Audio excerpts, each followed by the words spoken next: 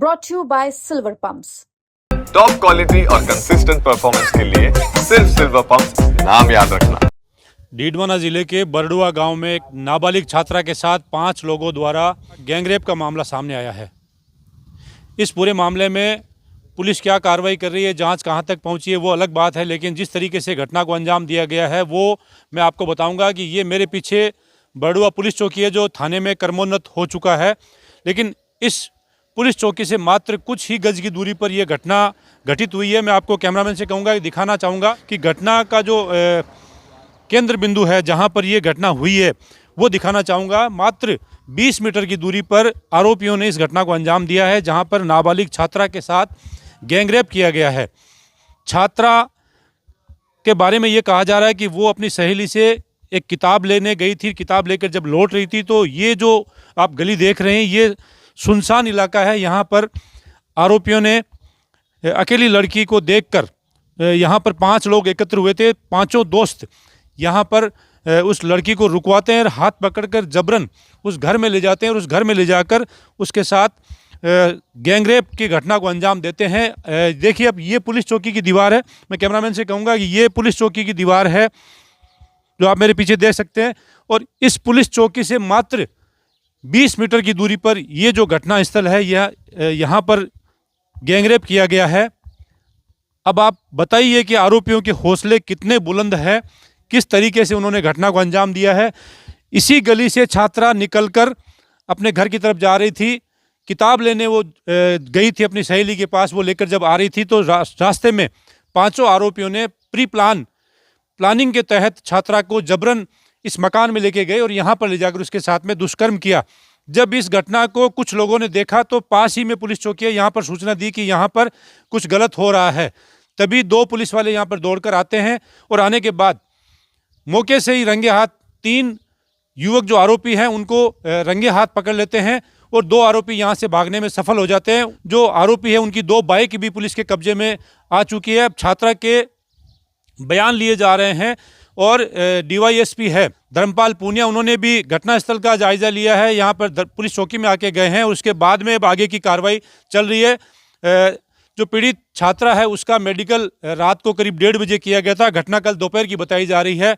लेकिन पुलिस जिस तरीके से कार्रवाई कर रही है उस पर भी सवालिया निशान है कि पुलिस इतना धीरे क्यों चल रही है, क्योंकि जब घटना को पुलिस के सिपाहियों ने खुद ने देखा है, उन्होंने ही आरोपियों को गिरफ्तार किया, तो उसके बाद में जिस तरीके से पुलिस की कार्रवाई है उस पर थोड़े से सवाल खड़े हो रहे हैं। और अब देखते हैं कि पुलिस इन आरोपियों को क्या सज़ा दिलवाने में कामयाब होती है। और जो परिवार है उसका ये मांग है, और साथ में परिवार के अलावा गांव वालों की ये मांग है कि पीड़िता को न्याय मिले और आरोपियों की गिरफ्तारी हो, क्योंकि उसमें 3 आरोपी अब तक गिरफ्तार हो चुके हैं, लेकिन 2 आरोपी मौके से भागने में फरार हो गए थे, जिनकी तलाश पुलिस कर रही है। लेकिन अभी तक उनके हाथ सफलता नहीं लगी है, क्योंकि लगातार दबिश दी जा रही है। उनके ठिकानों पर मोबाइल लोकेशन के हिसाब से ट्रेस किया जा रहा है, लेकिन अभी तक पुलिस के हाथ खाली है। लेकिन 3 आरोपियों को पुलिस ने कल ही डिटेन कर लिया था और मौके से ही उनको पकड़ लिया था। अब आगे की कार्रवाई पुलिस किस तरीके से बढ़ाती है और किस एंगल से इसकी जांच होती है वो देखने लायक है। कैमरामैन से कहूँगा कि इस मकान को दिखाए जहाँ पर कल ये पूरा वाकया हुआ था, और ये जो पीछे आप गली देख रहे हैं इस गली से निकल कर छात्रा आ रही थी। इस गली में सुनसान जगह का फ़ायदा उठाकर आरोपियों ने इस घटना को अंजाम दिया है। ये जो आप देख रहे हैं पतली गली है, यहाँ पर सुनी गली है, इस गली से निकलकर छात्रा आ रही थी और आरोपियों ने इसी मकान में ले जाकर उसके साथ में दुष्कर्म किया था। किस तरीके से आरोपियों ने सुनसान जगह का फ़ायदा उठाया आप देख सकते हैं। ये मकान है बिल्कुल खाली पड़ा है, सुनसान है, पुलिस चौकी के बिल्कुल करीब है, लेकिन आरोपियों के हौसले इतने बुलंद थे कि पुलिस चौकी का भी ख्याल उन्होंने नहीं किया और इस घटना को अंजाम दिया। यहाँ पर पुलिस के जवान भी खड़े हैं, इनसे भी कुछ जानना चाहेंगे कि कहाँ पर यह घटना हुई थी।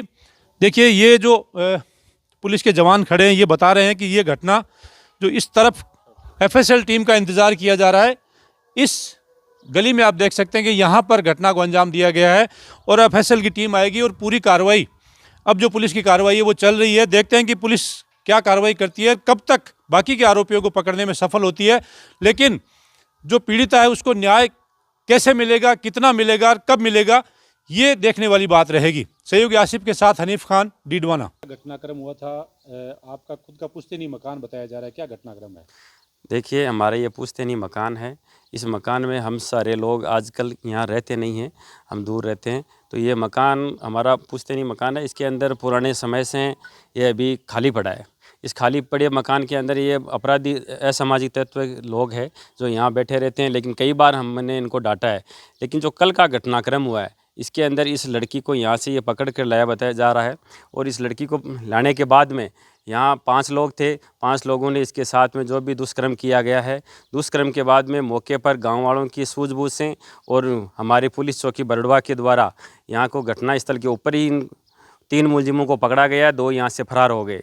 और उसके बाद में रात को 1 बजे हमारा मौलासर के अंदर CSC के अंदर मेडिकल हुआ बच्ची का। उसके बाद में पुलिस अनुसंधान में है, 2 मुलजिम अभी फरार है। क्या परिवार की क्या मांग है? परिवार की मांग यह है कि 5 मुलजिम जल्दी से जल्दी अरेस्ट हो और इनके खिलाफ़ में कठोर कार्रवाई हो और इनको इस परिवार को न्याय मिले।